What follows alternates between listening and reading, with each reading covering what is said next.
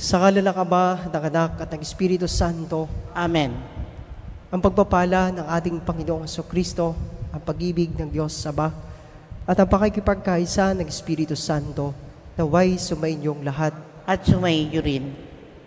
Mga kapatid, aminin natin ang ating mga kasalanan upang tayo ay maging marapat gumanap sa banal na pagdiriwang.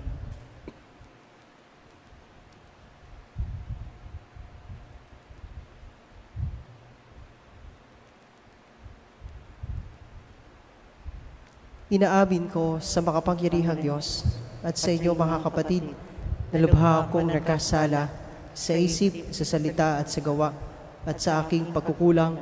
Kaya sinasamo ko sa mahal na Birheng Maria, sa lahat ng mga anghel at mga banal, at sa inyo mga kapatid na ako'y panalangin sa Panginoong ating Diyos. Kaawaan tayo ng makapangyarihang Diyos, patawarin tayo sa ating mga kasalanan at patubayan tayo sa buhay na walang hanggan. Amen.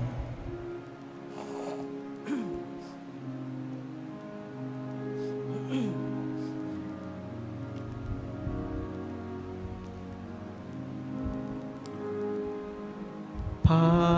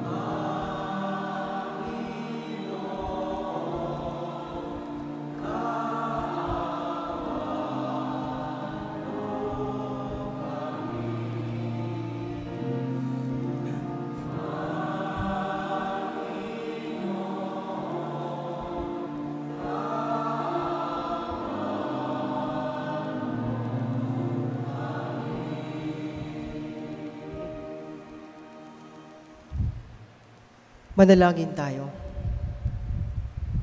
Ama naming makapangyarihan, ang iyong paglingap ay di nagkukulang sa iyong pagsubaybay sa tanan. Inululuhog naming iyong pawiin ang tanang makapipinsala sa amin at iyon nawang panatilihin ang pakikinabangan naming walang maliw.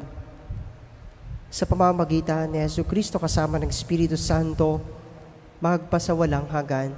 Amen. Ang lahat po ay magsiupo.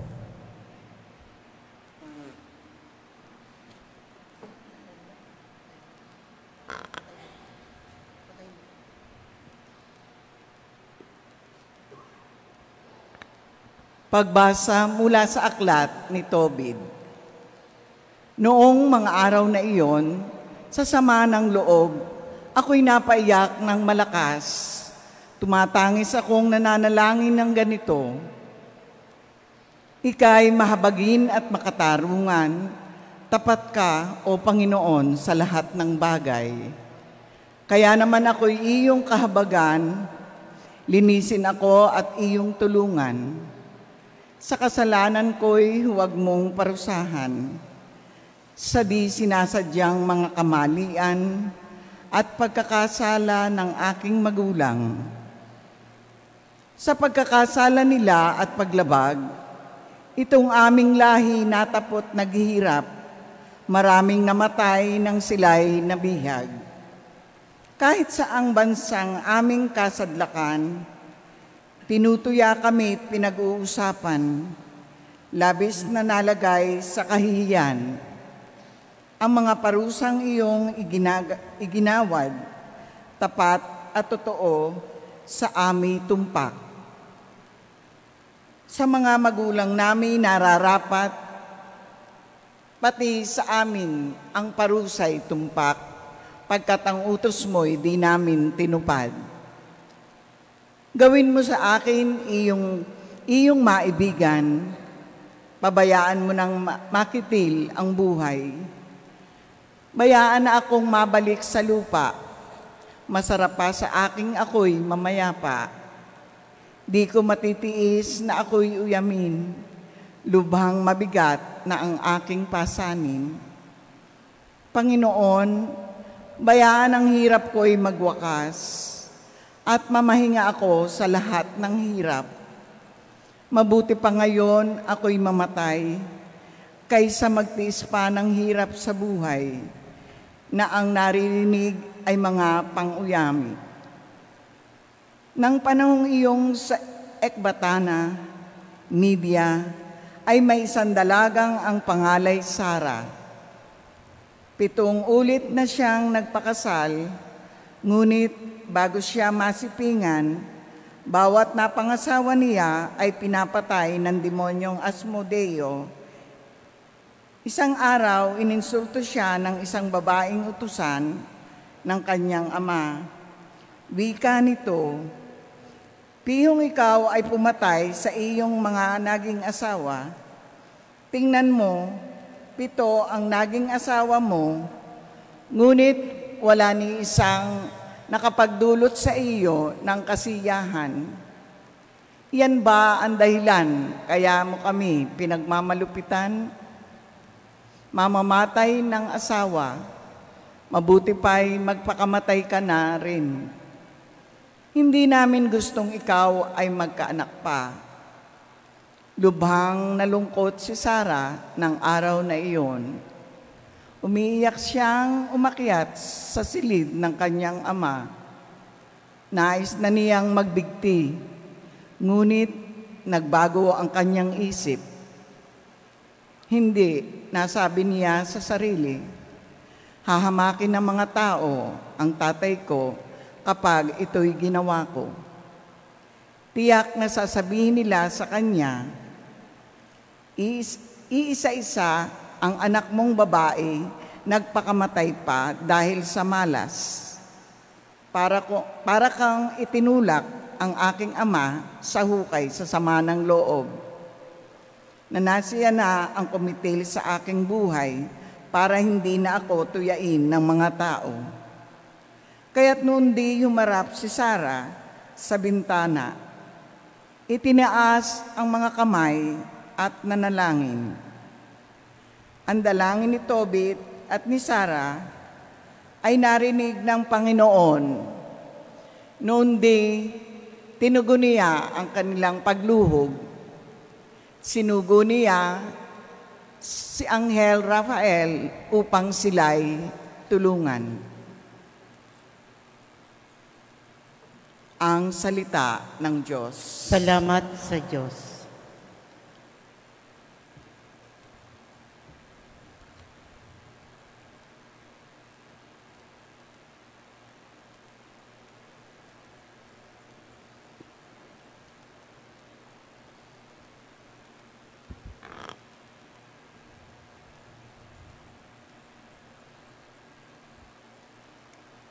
Sa iyo ako'y tumatawag, Poong Diyos na nagliligtas. Sa iyo ako'y tumatawag, Poong Diyos na nagliligtas.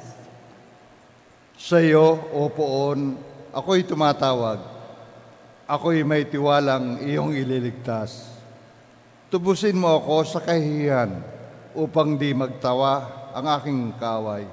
Ang nagtitiwala sa iyo'y di bigo, ang naghihimagsik, ang nasisiphayo. Sa iyo ako'y tumatawag, Poong Diyos na nagliligtas. Ang kalooban mo'y ituro, O Diyos. Ituro mo sana sa aba mong lingkod. Ayon sa matuwid, ako ay turuan. Ituro mo, Poon, ang katotohanan. Tagapagligtas ko na inaasahan. Sa iyo ako'y tumatawag, Poong Diyos na nagliligtas. Poon, gunatain pag-ibig mong wagas, at ang kabutihan mo noong pa'y nahayag. Pagkat ang pag-ibig mo'y hindi nagmamaliw, ako sana, Poon, ay alalahanin. Sa iyo ako'y tumatawag, Poong Diyos na nagliligtas. Mabuti ang poon at mga tarungan sa mga salari, guro at patnubay. Sa mababang loob, siya iyong gabay at nagtuturo ng kanyang kalooban. Sa iyo ako'y tumatawag, poong Diyos na nagliligtas. Ang lahat po ay magsitayo.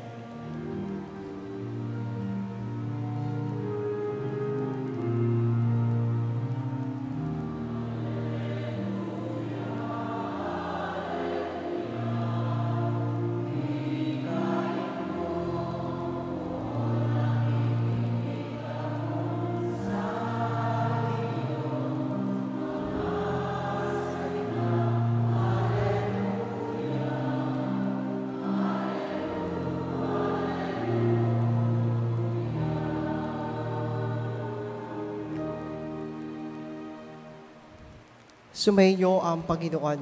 At sumaiyo rin. Ang mabuting balita ng Panginoon ayon kay San Marcos. Papuri sa iyo, Panginoon. Noong panahong iyon, may ilang Saduceo na lumapit kay Jesus. Ang Saduceo ay naninindigan na hindi muling bubuhayin ang mga patay. Guro, anila, naglagda po si Moises ng ganitong batas para sa amin. Kung mamatay ang isang lalaki at maiwang walang anak ang kanyang asawa, ang kapatid na lalaki dapat pakasal sa balo upang magkaanak sila para sa namatay.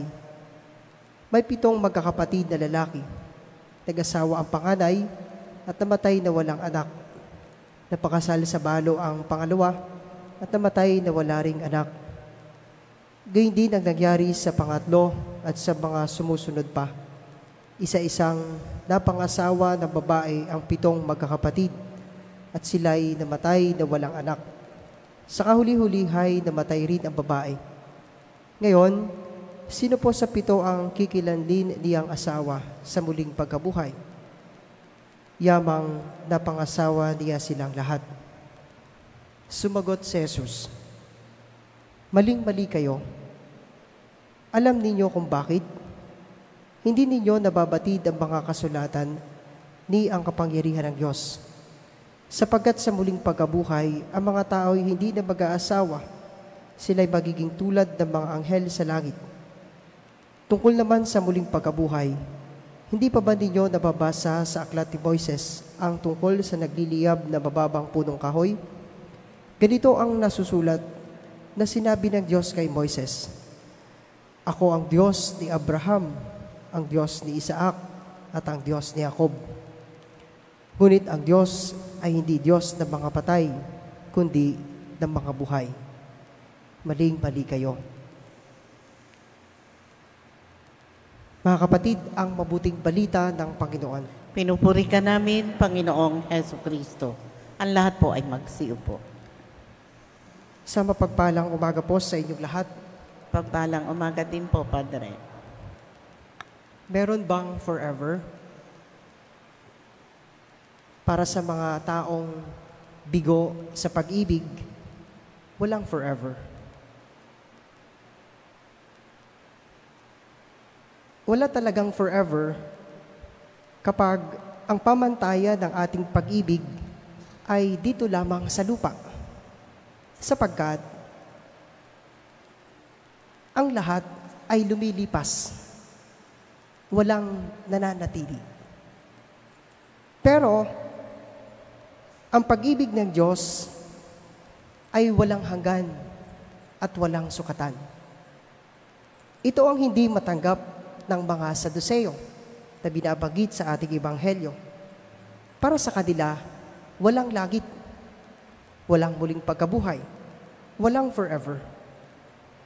Kaya para sa kanila, ang kaligayahan ay dito lamang sa lupa.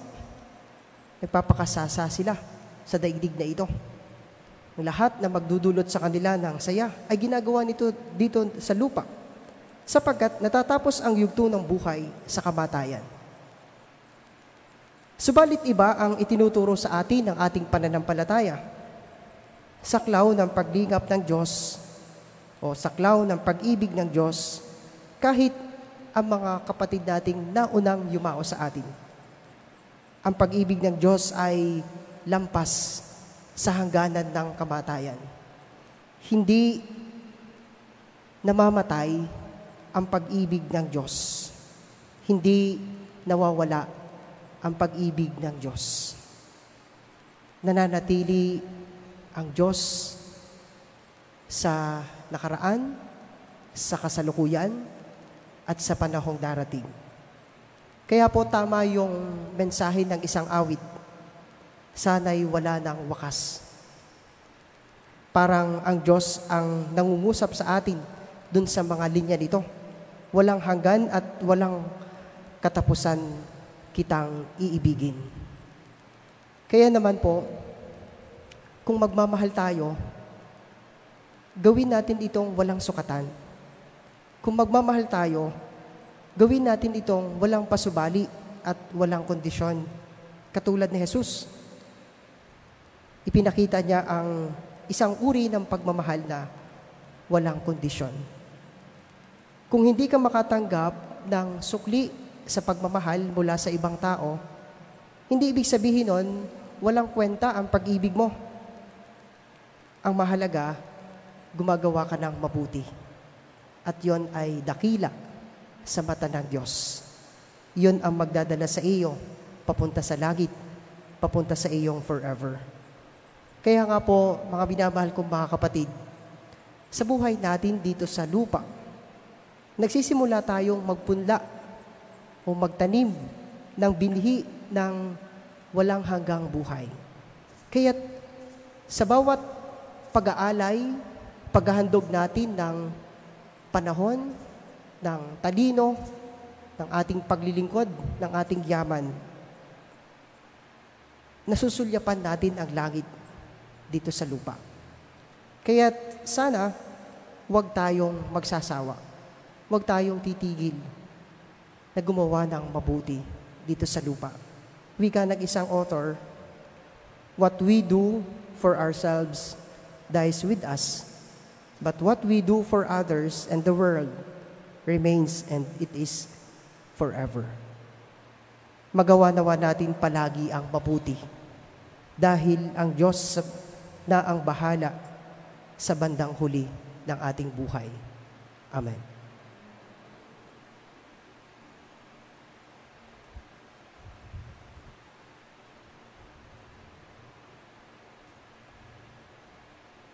Ang lahat po ay magsitayo.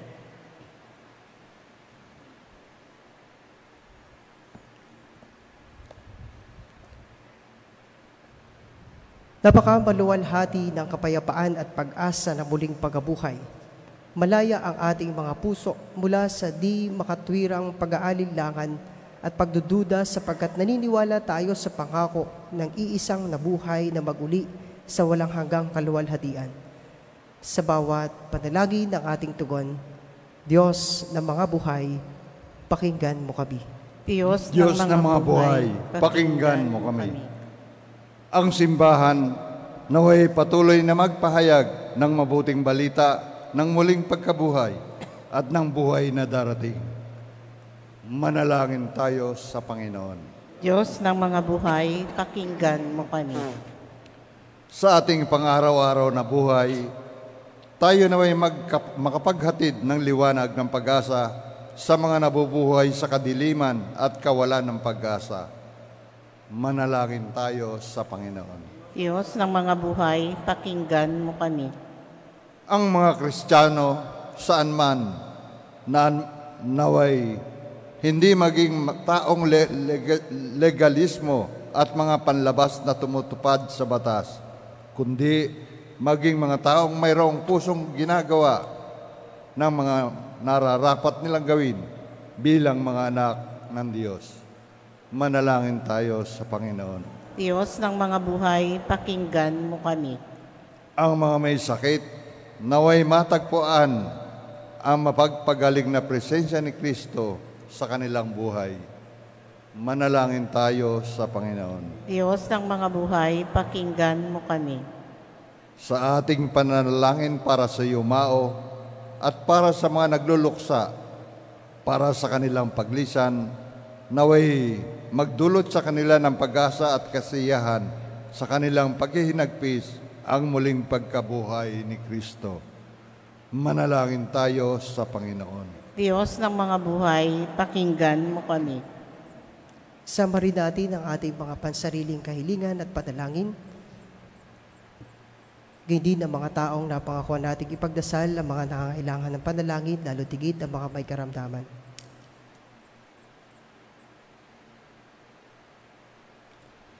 Diyos ni Abraham, Diyos ni Isaac, at Diyos ni Jacob, Diyos ng mga buhay at bukal ng buhay at ang lahat ng pag-iral. Pakinggan mo ang aming mga panalangin na itinataas namin sa iyo sa pamamagitan ni Kristong aming Panginoon. Amen. Amen.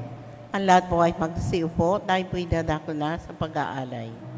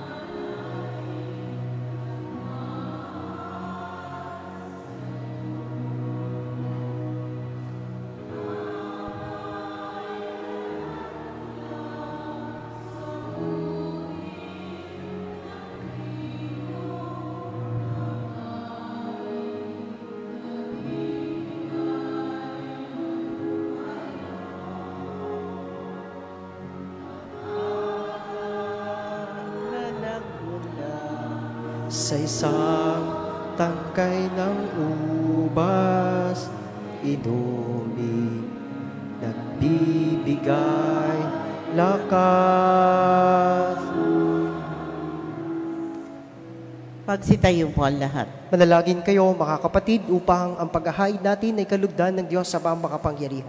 Tanggapin nawa ng Panginoon itong paghahain sa iyong mga kamay, sa kapurihan niya at karangalan sa ating kapakinabangan at sa buong sambayanan niyang banal. Ama naming lumikha, sa iyong katapatan kami nagtitiwala. Ngayong ang mga alay ay aming inihahanda at inihahain dito sa banal mong dambana. Sa kagandahang loob mong sa aming dumadalisay, kami naway makaganap ng may malinis na kalooban sa paglilingkod namin sa banal na pagdiriwang sa pamamagitan ni Jesucristo, kasama ng Espiritu Santo, magpasawalang hanggan. Amen. Sumainyo ang Panginoon. At sumaiyo rin. Taas sa Diyos ang inyong puso at diwa.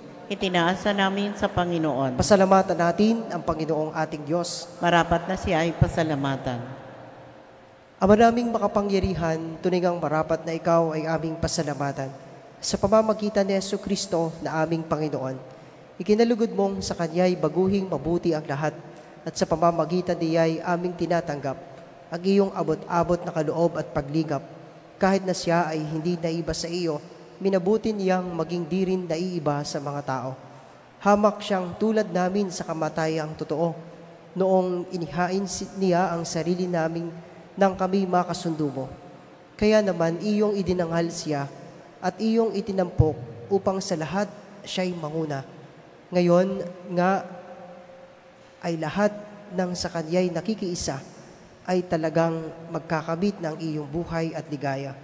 Kaya kaysa ng mga anghel na nagsisiawit ng papuri sa iyo, na walang humpay sa kalangitan, kami nagbubunyi sa iyong kadakilaan.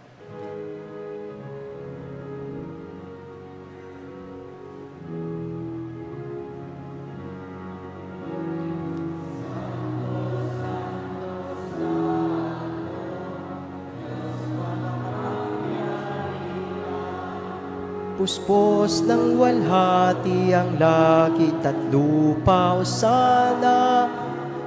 sana sa kaitaasan. Pinagpala narito sa ngalan ng Panginoon. O sana sa kaitaasan.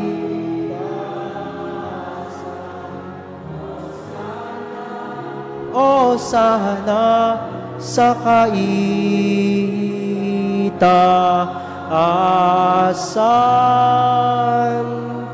Ang lahat po ay magsiluhod. Ama naming banal, ikaw ang bukal ng tanang kabanalan, kaya't sa pamamagitan ng iyong Espiritu, gawin mong banal ang mga kaloob na ito upang para sa amin ay maging katawan at dugo ng aming Panginoong Hesukristo.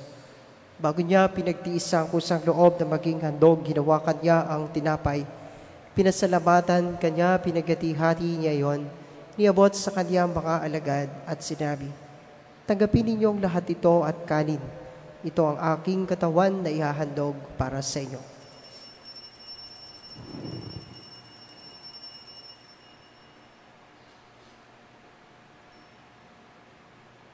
Hindi naman nung matapos ang hapunan, hinawakan niya ang kalis, muli kanyang pinasalamatan.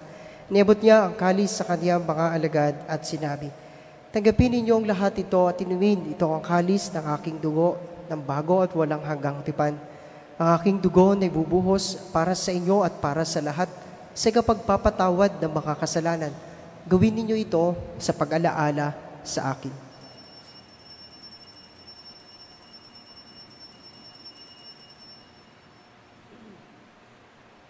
Pagbunyin natin ang misteryo ng pananampalataya.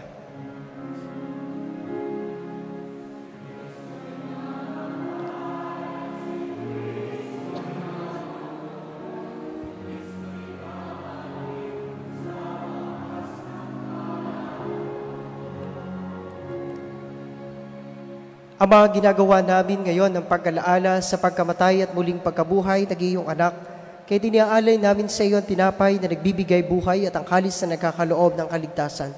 Kami nagpapasalamat dahil kami iyong minarapat na tumayo sa harap mo para maglingkod sa iyo. Isinasamo namin kami magsasalo-salo sa katawan at dugo ni Kristo ay mabuklod sa pagkakaisa sa pamamagitan ng Espiritu Santo. Ama, lingapin mo ang simbahang laganap sa buong daigdig. Puspusin mo kami sa pag-ibig kay San Francisco na aming Papa at ni Melray na aming Obispo at ng Tanang Kaparian. Alalahanin mo rin ng mga kapatid naming nahimlay na may pag-asang sila'y muling mabubuhay gayon din ang lahat ng mga pumanaw. Kaawaan mo sila at patuloyin sa iyong kaliwanagan. Kaawaan mo at pagindapatin kaming lahat na makasalo sa iyong buhay na walang wakas. Kaysa na mahal na Birheng Maria na ina ng Diyos, ng kabiyak niyang pusong si San Jose, kaysa ng mga apostol at ng lahat ng mga banal na namuhay dito sa daigdig ng kalugod-lugod sa iyo, may pagdiwang nawa namin ang pagpupuri sa kararangal mo sa pamamagitan ng iyong anak na aming Panginoong Hesukristo. Sa pamamagitan ni Kristo kasama niya at sa Kanya, ang lahat ng parangal at papuri ay sa iyo, Diyos sa mga makapangyarihan, kasama ng Espiritu Santo magpasawalang hanggan.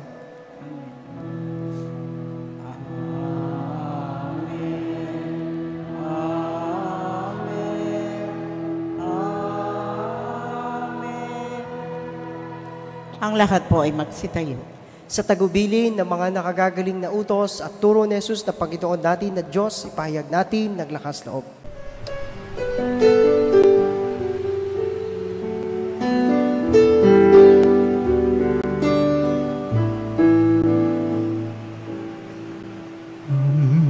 Namin sumasalang ka, sambahin ang ngalan mo, mapasamin ang kaharian mo, sundin ang loob mo, dito sa lupa para ng sa langit. Bigyan mo po kami ngayon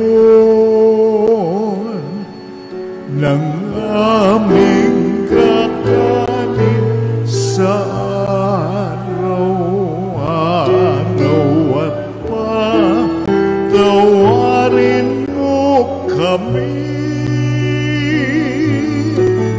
sa aming mga sala para ng pagpapalala patawan namin sa nagkakasala sa amin. At huwag mo kaming ipagdulot sa tukso, at yadya mo kami sa lahat ng masama. Hinihiling namin kami adya sa lahat ng masama, pagkalooban ng kapayapaan araw-araw, iligtas sa kasalanan at ilayo sa lahat ng kapahamakan, samantalang aming pinananabikan ang dakilang araw ng pagpapahayag ng tagapagligtas naming si Hesu Kristo.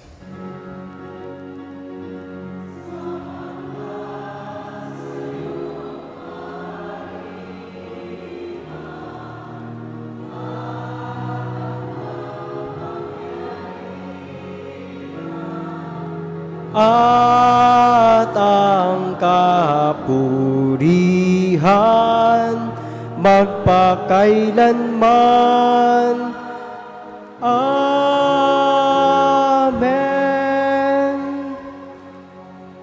Panginoong Kristo, sinabi mo sa iyong mga apostol, kapayapaan na iniiwan ko sa inyo, ang aking kapayapaan na ibinibigay ko sa inyo.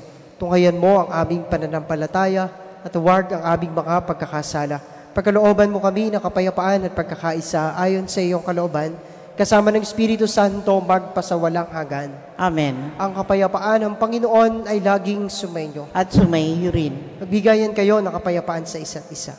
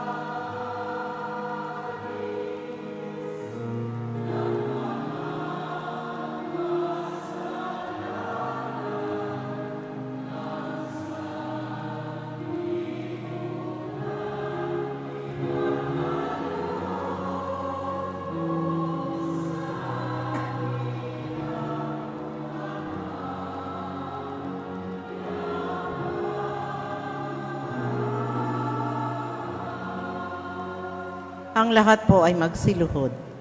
Mga kapatid, ito si Kristo, ang Kordero ng Diyos. Ito ang nag-aalis ng mga kasalanan na sanlibutan. Mapapalad tayong inaanyayahan makasalo sa kanyang banal na piging. Panginoon, hindi ako karapat-dapat na magpatuloy sa iyo. Ngunit sa isang salita mo lamang ay gagaling na ako.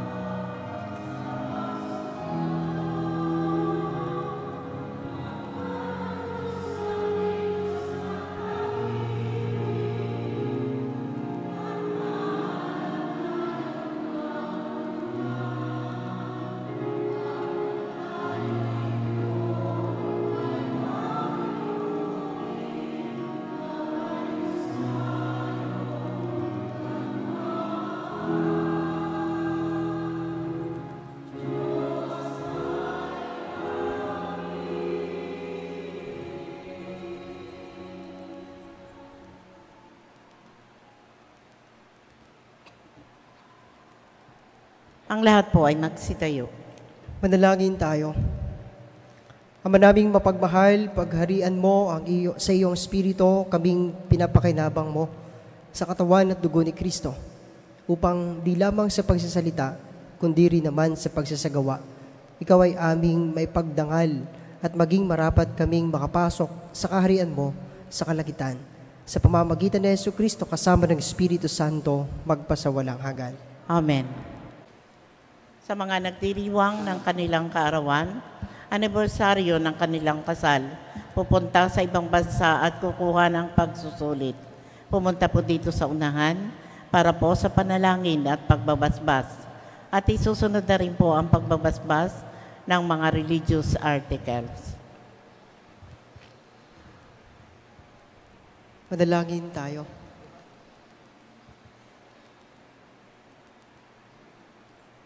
Ama naming mapagmahal, sa iyo nagbumula ang lahat ng mabubuting bagay. Hinihiling naming basbasan mo ang mga kapatid naming ito na nagdiriwang ng mahalagang okasyon sa kanilang buhay. May mga natatanging padalangin. Pagkalooban mo sila ng mas mahaba at pakahulugang buhay. Mabuting kalusugan, mapayapang kalooban, maliwanag na kaisipan, mga tapat na kaibigan, maayos na hanap buhay at kaligtasan sa anumang kapahabakan. Basbasan mo rin ang kanilang mga gawain at adikain, upang ito'y matupad ayon sa iyong kalooban. Pagpalain mo rin ang kanilang angkan at mga mahal sa buhay. Higit sa lahat, patatagin mo sila sa pananampalataya, patibayan sa pag-asa at pag-alabin sa pag-ibig. At naway gawaran ng Diyos ng pagpapala ang mga kasangkapang ito sa pananalangin, upang ang mga ito ay maging gabay sa pagtahak sa kabanalan at kabutihan at paghahangad ng buhay sa kalagitan. Iniling namin ito sa iyo sa pamamagitan ni Jesucristong anak mo, kasama ng Espiritu Santo na bubuhay tagahari, Diyos magpasawalang hanggan. Amen.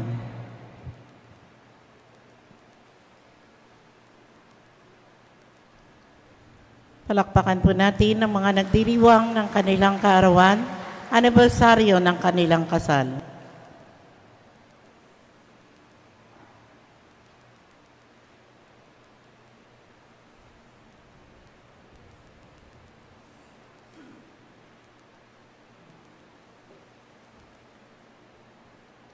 Magsitayo na po ang lahat. Sumayin niyo ang Panginoon. At sumayo rin. Pagpalain kayong lahat at ang inyong pamilya ng makapangyarihang Diyos, Ama, Anak, at ang Espiritu Santo. Amen. Tapos na ang ating banal na bisa, humayo kayong mapayapa. Salamat sa Diyos.